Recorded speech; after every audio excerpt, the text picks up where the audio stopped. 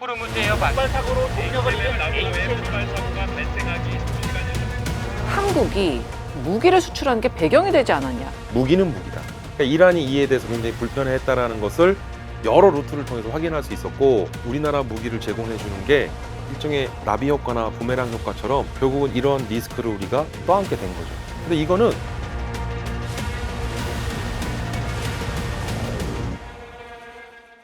뉴스가 지식이 되는 순간 지식의 발견. 저는 SBS 정유미 기자입니다. 오늘은 상지대학교 군사학과 최기혜 교수님과 함께 하겠습니다. 교수님 어서 오십시오. 예, 안녕하세요.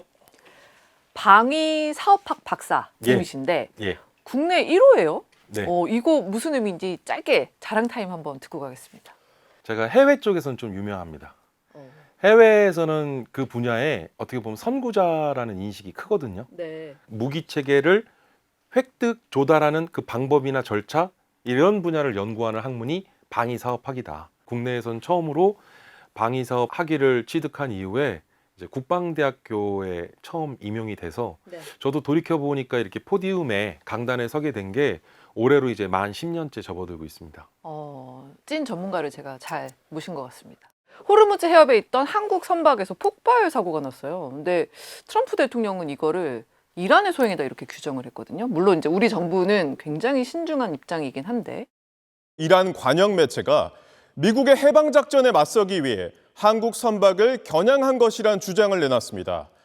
한국이 중동에, 그러니까 UAE나 이런 데에 무기를 수출하는 게 배경이 되지 않았냐.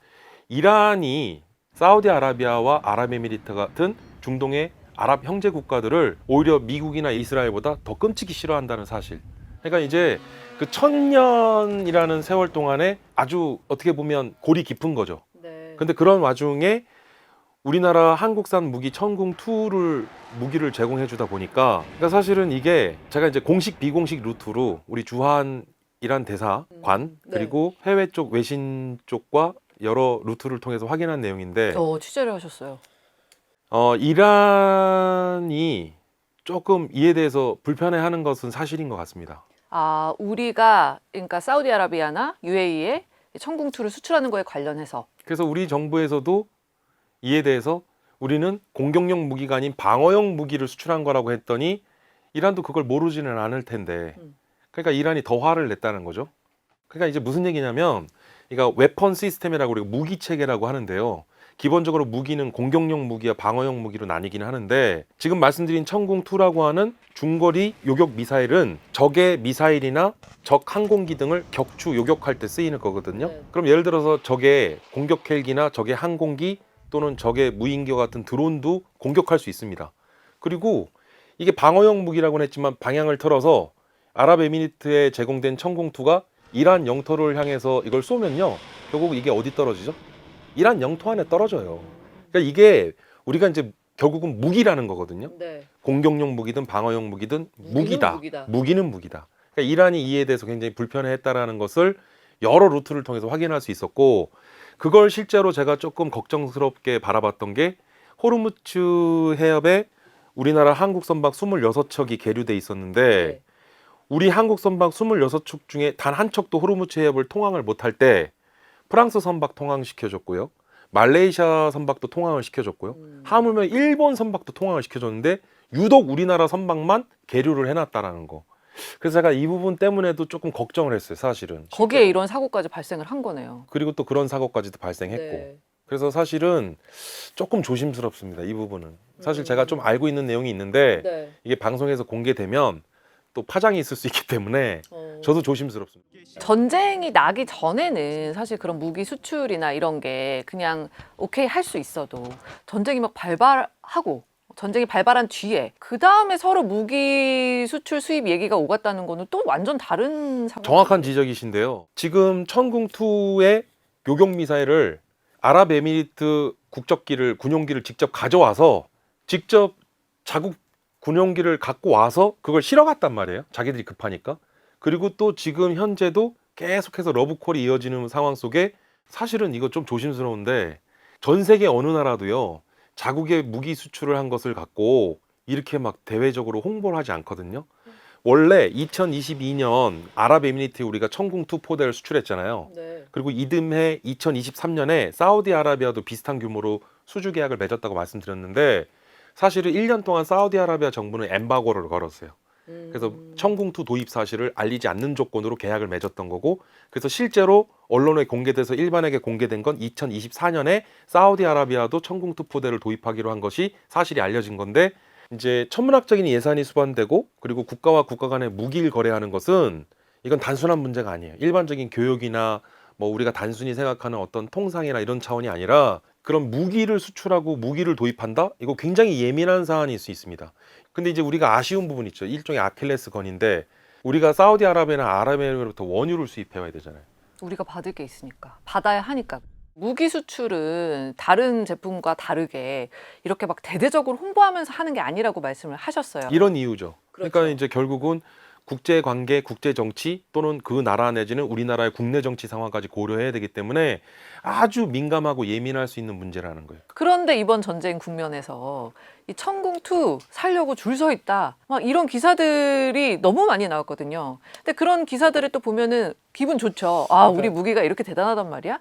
약간은 좋아할 것만은 아니다. 무기를 거래하고 무기를 수출하는 것은 일종의 엠바고고 이걸 잘 안 알리려고 하는 특성이 있다고 했잖아요.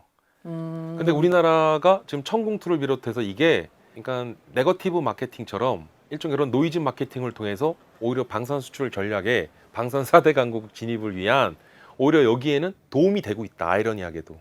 이게 의도했는지 안 했는지는 모르겠지만 오히려 정부나 국내 방산업계의 지금 이러한 일종의 마케팅이 오히려 지금 이게 전 세계 글로벌 방산 시장에서 엄청난 스포트라이트를 받고 있다.